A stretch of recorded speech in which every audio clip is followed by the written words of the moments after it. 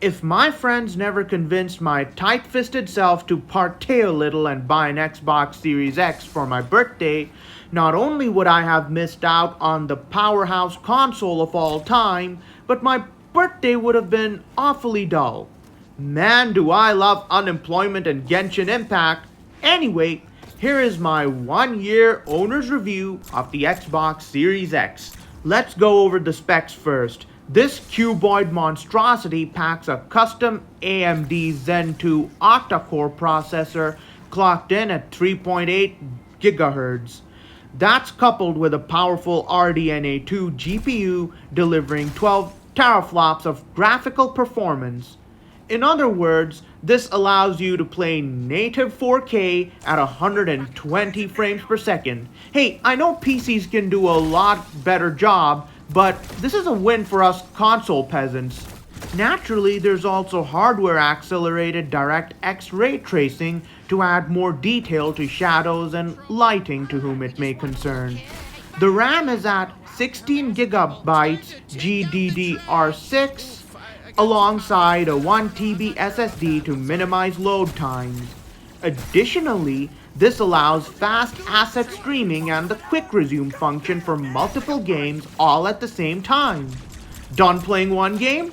Put it down and hop into another world, resuming where you left off. There is a reason for the Xbox Series X's imposing design. It uses a tower-style chassis with advanced cooling that includes a large heat sink, a vapor chamber, and a quiet axial fan, which sort of explains why it doesn't sound like a jet engine when I'm even playing a graphics-heavy game.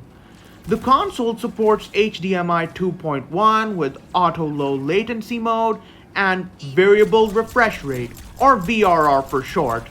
Storage can be expanded via proprietary 1TB expansion cards, adding more storage to the standard 1TB space.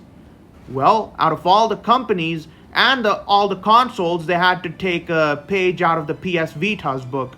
But anyway, the Xbox Series X boasts support for USB external drives for older titles, and backwards compatibility spans 4 generations of Xbox games, something that Sony couldn't pull off. Paired with a 4K TV that can do 60 FPS, Dolby Vision standard, the graphics are out of this world. Every pixel, every vibrant color truly comes to life. 1080p is no longer the standard and does not do the Xbox's horsepower justice. The upgrade is well worth it for an optimized gaming experience.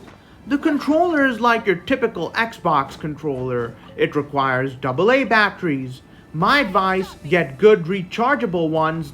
They will last with the regular batteries for backup. Here is where the Xbox starts to lag behind. 2 months in and my Xbox controller developed stick drift.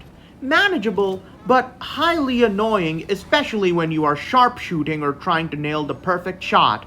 My PS4 controller might have thumbsticks peeling off, but I never got any stick drift.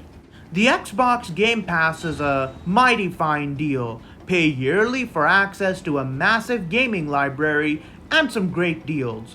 Sure does beat PlayStation Plus with its monthly game lineup. Personally, Sony's biblical levels of corporate greed has left a sickening taste in my mouth.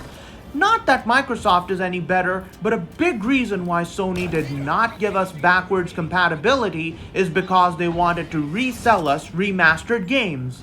Their Xbox One console got backwards compatibility through an update. That leaves me to think, why didn't the PS4 get that when it seemed very much possible?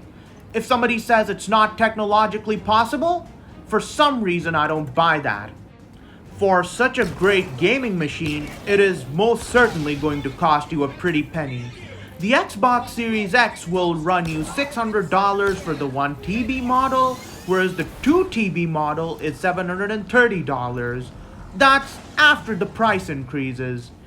Games are easily $70 a pop, with Game Pass Ultimate subscription being $75 across 12 months. Expensive, unfortunately, I know. Now, the moment you have all been waiting for, the official Game Trigger score. I would rate the Xbox Series X A 7 out of 10. Yes, seriously, this is the most fun I've had in a while with this console, so why would I rate it a less than a perfect score? Well, the high prices are just simply not justified.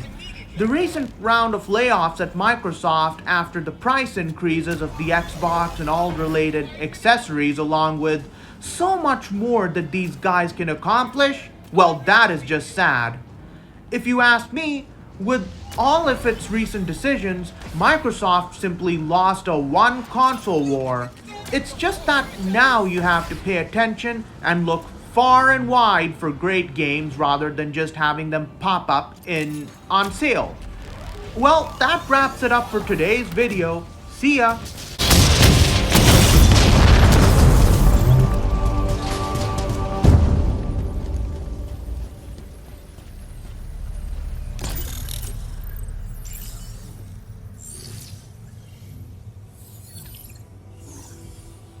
I have good news and bad news. Now. Immediate extraction. My location. Oh God. It was you, wasn't it? Now. I'm coming!